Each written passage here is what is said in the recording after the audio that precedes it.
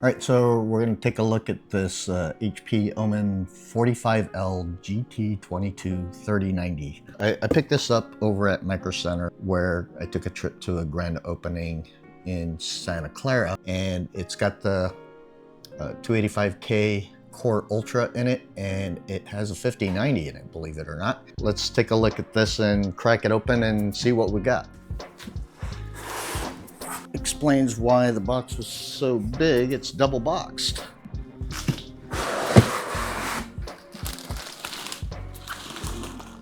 I see where they're saving some money. A lot of pre-builts come with a keyboard and mouse. This one did not. All right, so here's the PC. This is like right out of the box. Interestingly enough, they didn't put in any packing material on the inside. It might be because there's like support bracket at the end of the GPU, and so they're not worried about it moving around. And it looks like this is the instructions for unpacking it, and all the items of interest is being pointed out. Fairly straightforward stuff. Nothing to write home about. So let's turn it on and get into BIOS and then take a look at what the user experience is like.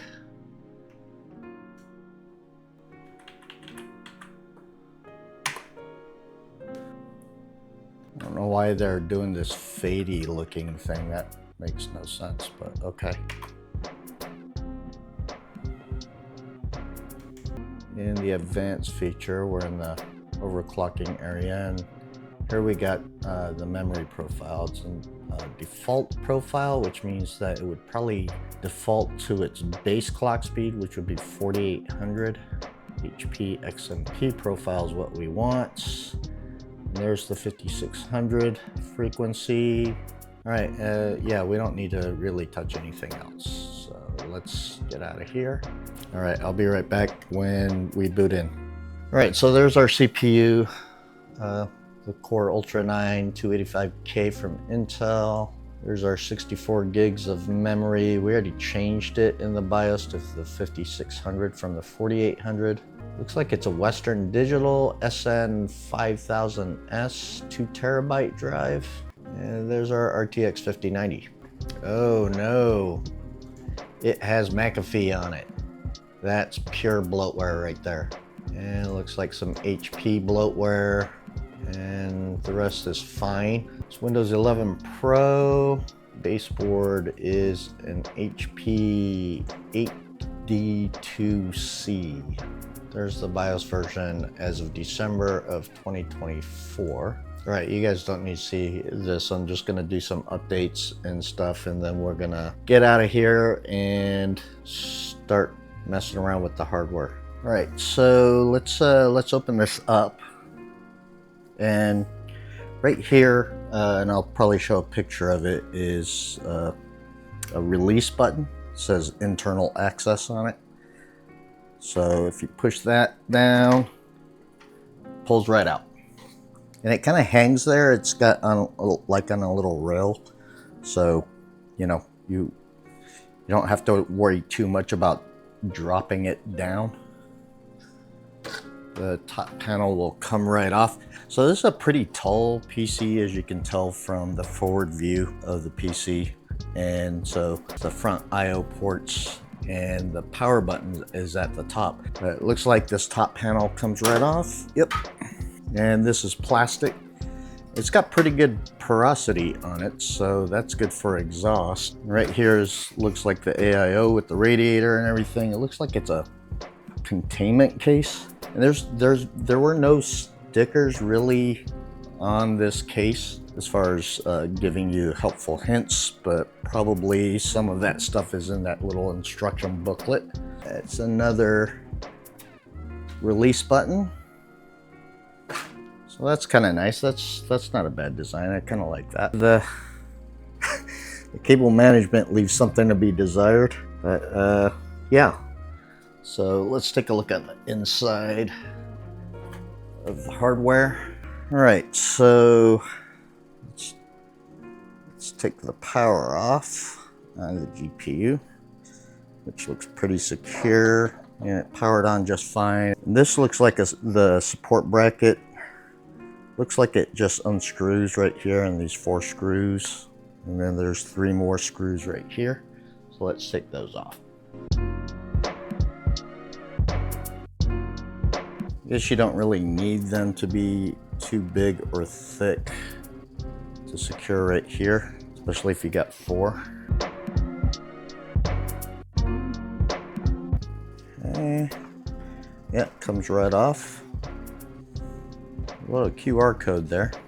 I guess it's for instructions of some kind for the mounting bracket, although it kind of makes it useless if it's on the inside. You'd have to take the bracket off. If it's trying to show you how to take it off, it makes no sense. The screws that are holding the GPU in place on the rear are pretty small and short.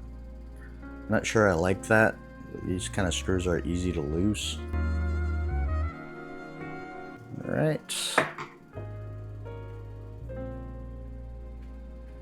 The little lever that's supposed to hold it in place that you usually get with your more budget boards it sits kind of loose.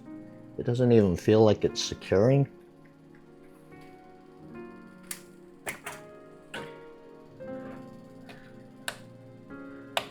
Yeah, it didn't feel like it was securing at all. But yeah, this is the 5090 for HP. Looks like these might be RGB kind of fans, but when I turned it on, it didn't look like there's any RGB coming out of it. But who knows? There's a little reflective coating on the GeForce RTX 5090 emblem, and I believe it was glowing, so there's LED lights in there. But yeah, that's HP's version of the 5090. All right.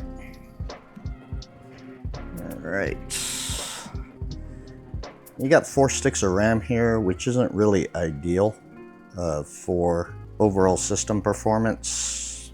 Although I did a video a little while ago testing out single channel versus dual channel to a certain degree, and it didn't make much of a difference. So I'm not sure that this makes much of a difference either anymore. So maybe someday we'll test that out.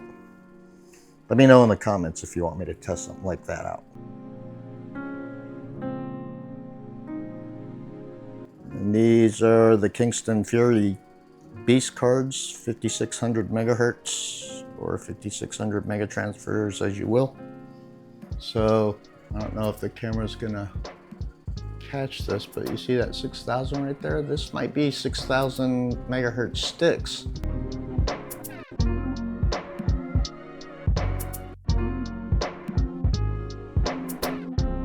Now this is just a mess. I don't know what they were thinking when they did this. Maybe they're just limited on what they can make it look like because of the layout of the case, but man, this thing looks like a mess. Looks like somebody that's never built a PC before wired this up.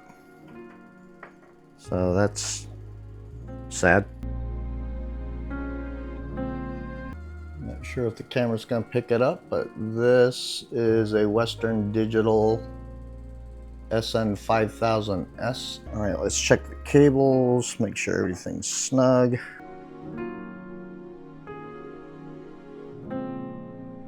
Nothing sitting loose. The motherboard looks like it's, as we saw in the system information, it looks like a cheap version of an HP board, like a budget style board. ×16 PCIe slot right there, and this looks like a ×4 or ×2. There is another slot for another NVMe on the board. Let's check the tightness of the screws for the pump. Okay, pretty secure.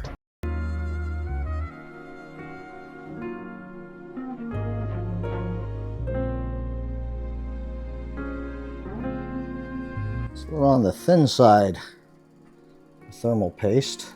We got a decent amount of pump out on the sides there. It looks like the thermal paste is thinnest right down the center right there. Let's check the motherboard screws. Okay, it looks like all the motherboard screws are good. Oh, we got a loose screw right here for the heatsink by about a half a turn. There is a old school LED strip that's right here. It doesn't have, well, it's not an old school LED strip. It's like a regular LED strip, but without the cover for it to diffuse the light. So yeah. Looks like we got a 120mm fan here. We've got 3 120mm RGB fans there. This one is just a regular non-RGB fan. Let's check the screws here for the arrow.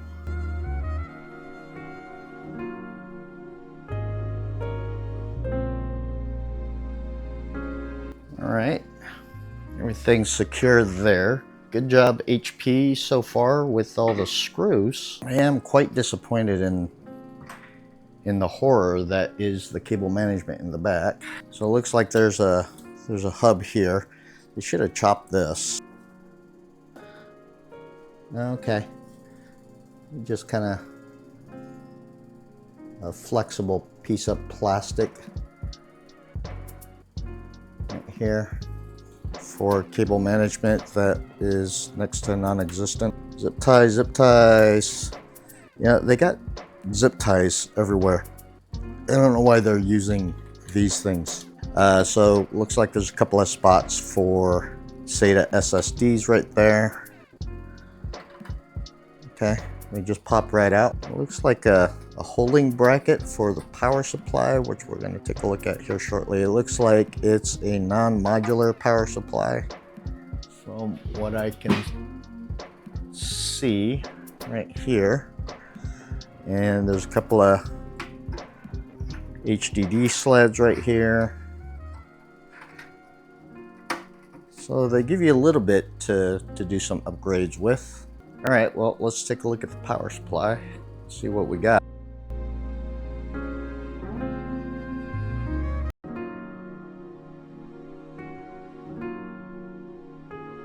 Okay, so the power supply screws were all secure.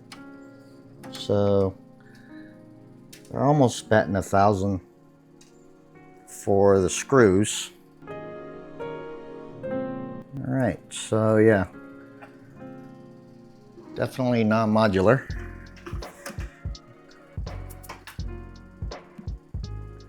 It's 1200 watt 80 plus gold power supply from HP. A fan hub right here.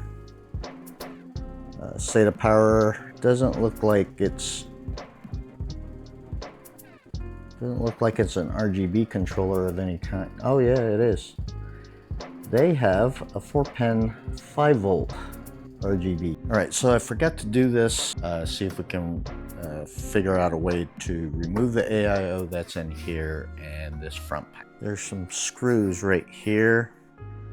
It looks like it's holding it in place because this looks kind of like a holding cage for the radiator and such. And then we've got some buttons right here on either side. And so this little button right here. So I don't know if that's you're gonna be able to hear that, but yeah. So let's start off with the front panel, see if we can take that off. there it goes. Front panel comes right off. Okay, so that's a filter right there. All right, so we're gonna loosen these screws right here on either side and see if that loosens this thing up for us to be able to take it out. I'm not sure if it's gonna do it, but let's take a look.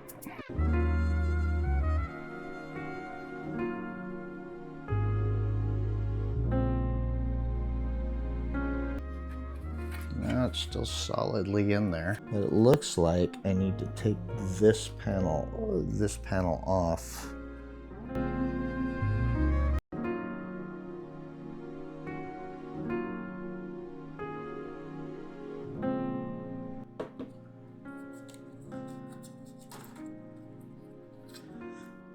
Okay.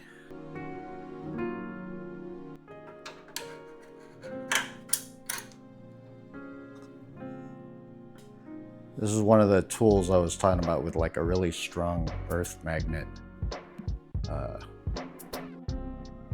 That helped me to get that screw that was stuck back in there. And I talked about that on a video that hasn't done very well.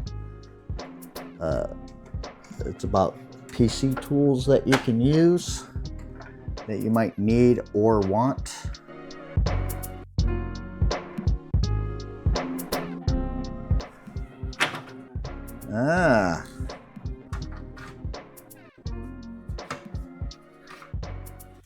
Interesting.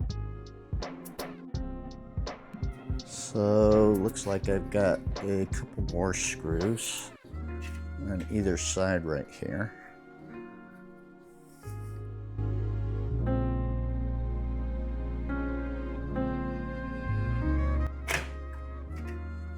All right. Pulls right off. I'm not sure I'm gonna be able to catch this, but here's the fans. All right, so that's how you take it off, and then you would take these screws off, and the whole radiator and fans would pop right out. All right, so that's how you do that. Let's do the benchmarks. And so for the benchmarks for the 5090, I used the driver version 576.52. I've got my notes here on my phone so I don't forget anything. All right, on Cyberpunk 2077 at 4K Ultra, no MFG, no RT, and no upscaling. We did 111.3 FPS on average and 78.2 on the 1% lows. And for 1440p, we did 166.8 FPS on average with 101.9 FPS for the 1% lows. And at 1080p, we're at 165.9 FPS on average with 100.5 FPS on the 1% lows. Which makes me wonder if both those settings, or at least 1080p, is CPU bound at that point. For Black Myth Wukong at 4K cinematic settings, no MFG, no RT, and minimized upscaling because you can't turn it off, so I just minimized it.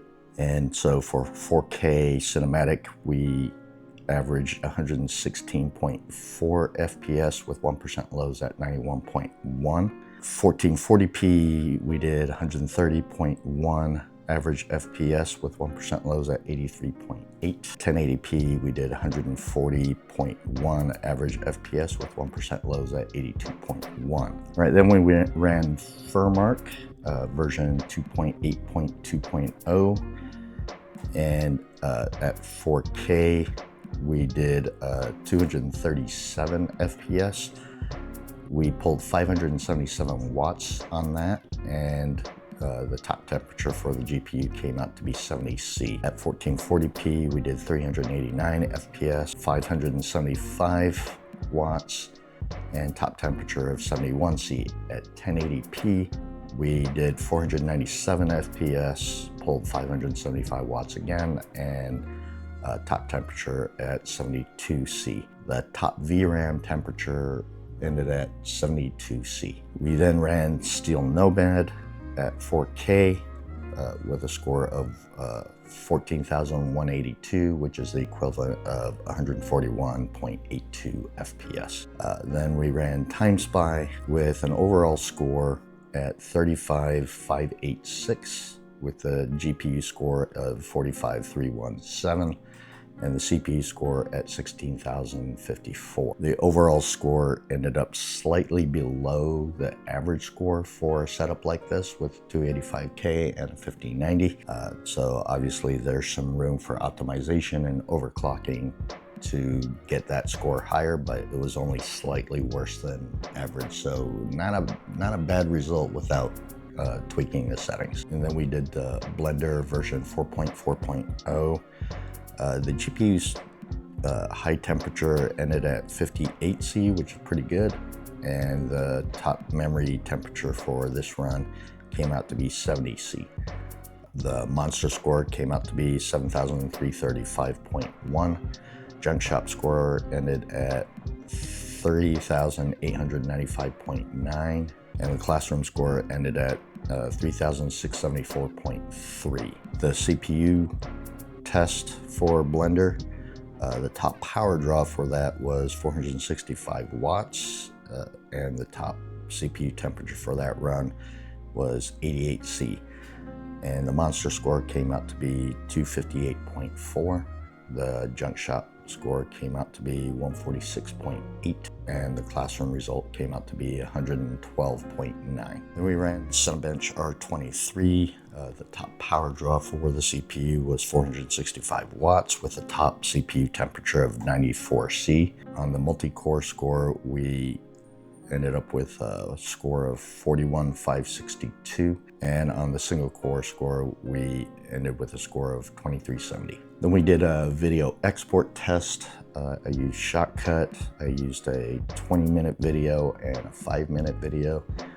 Both had the same number of filters on it. The 20-minute video came out to be 9 minutes 45 seconds, and the export time for the 5-minute video came out to be 2 minutes 27 seconds. All right, so let's talk about this PC and the things that I found. So the first and foremost thing that I did not like unpackaging the PC was it didn't come with a mouse or a keyboard, which for cost savings is not it's kind of understandable, right?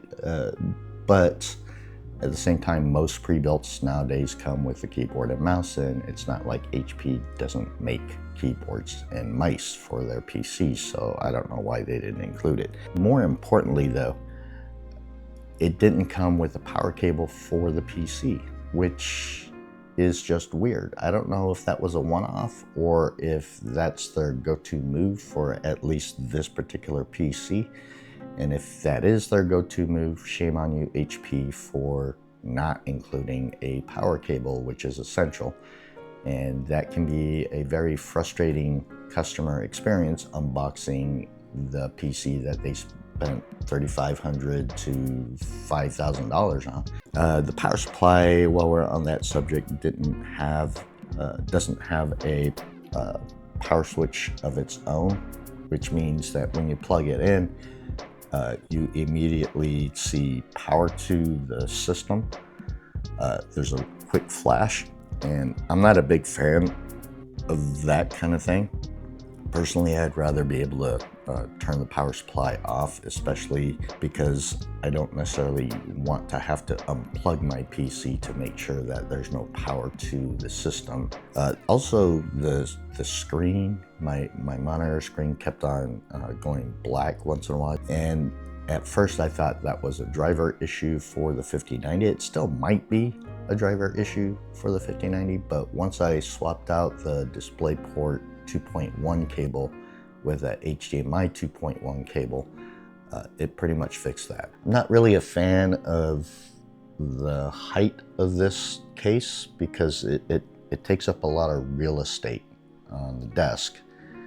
But more importantly, the I/O ports for the front panel and the power button is at the top, right? And as you can see, at eye level, I I can't see the top without having to look up and feel around, right?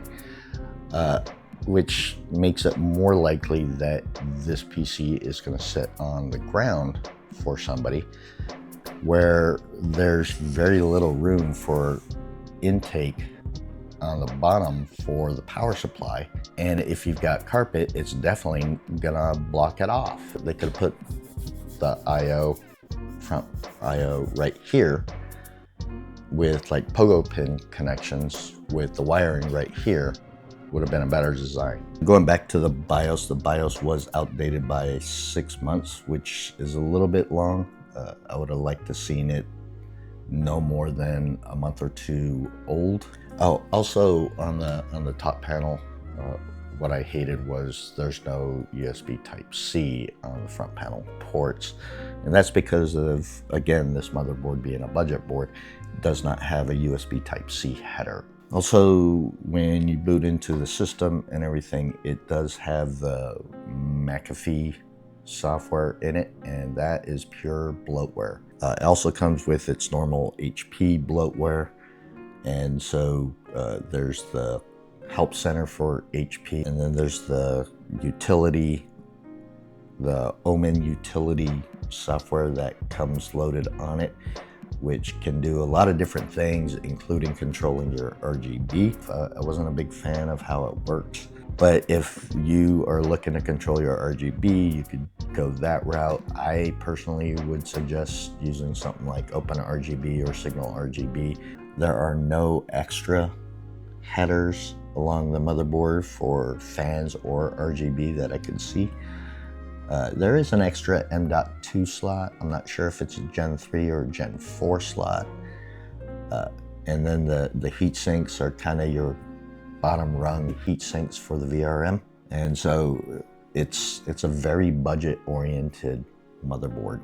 And so I'm not a fan. Going back to the GPU PCIe slot, the securing latch for the GPU was not fully seating. For airflow, we've got two things. We've got an AIO up here where it says cryo chamber, and we've got this little slight slot on the sides, and I'll show you a close-up picture of what I'm talking about here.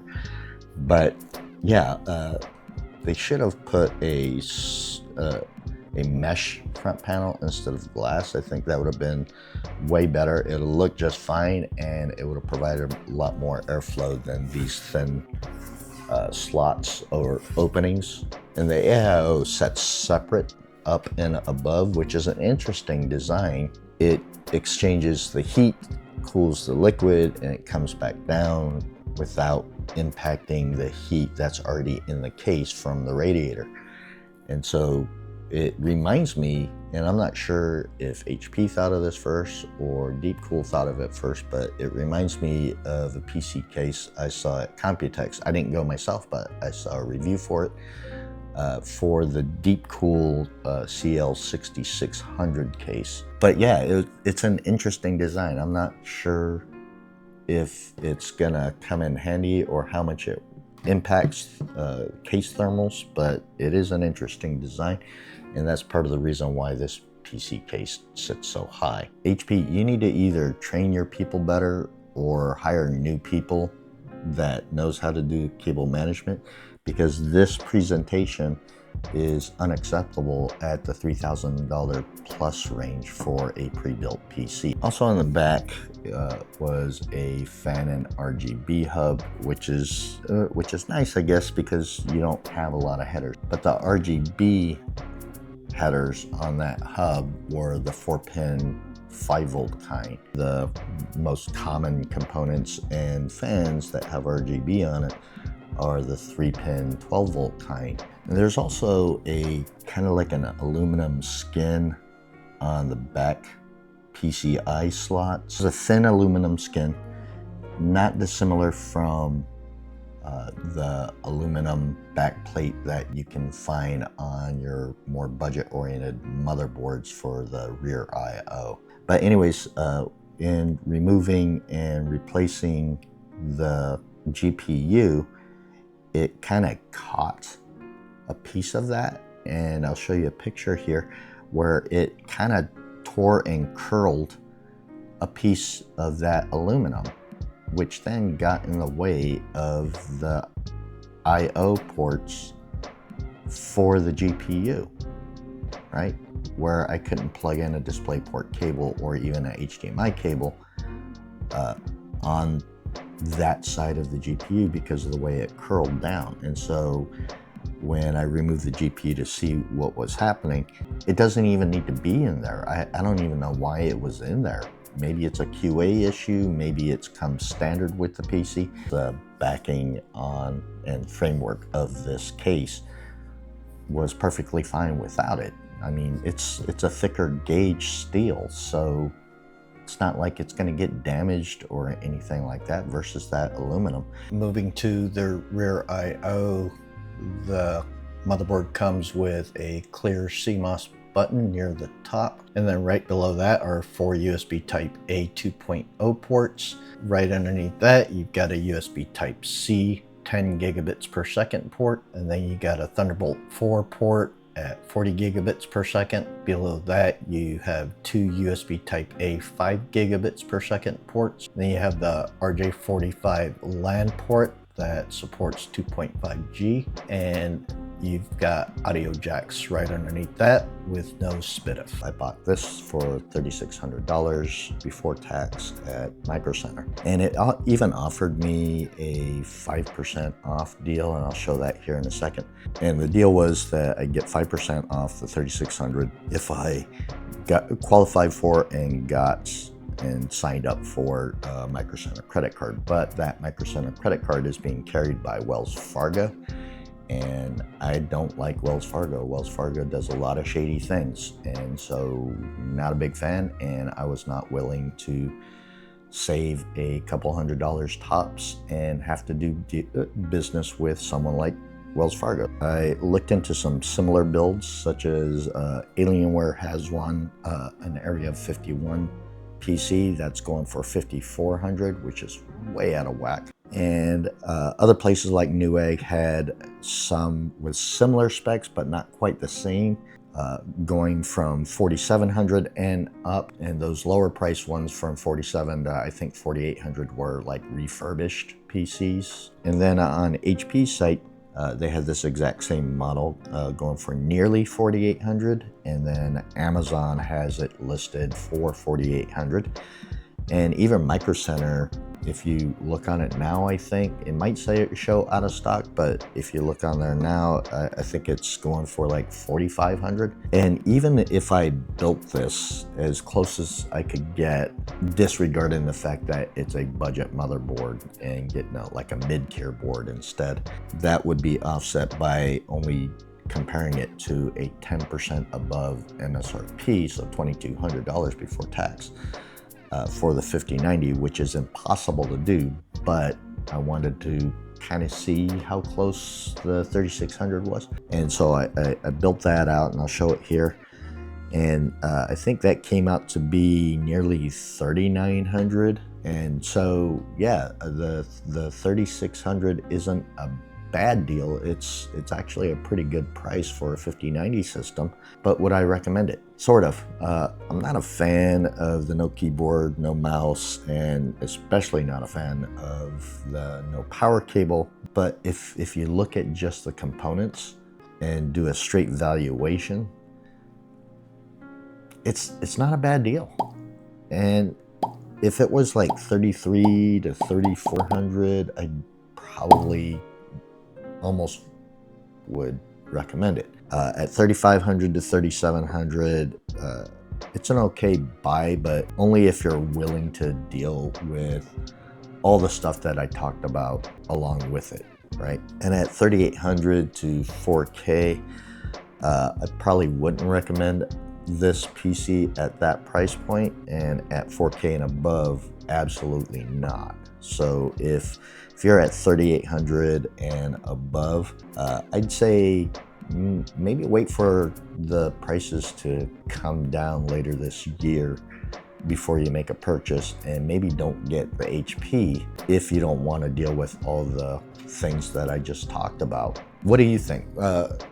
I'd like to hear what you guys think if you got a 45L G22-3090 HP Omen PC.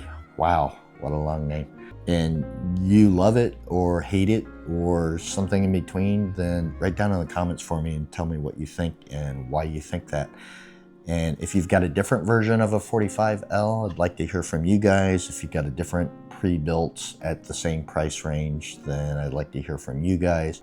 If you've got a 5090 system and you spent a certain dollar level, tell me what you got and how you feel about it. And hopefully you liked the information I provided. And if you did, please hit that like and subscribe.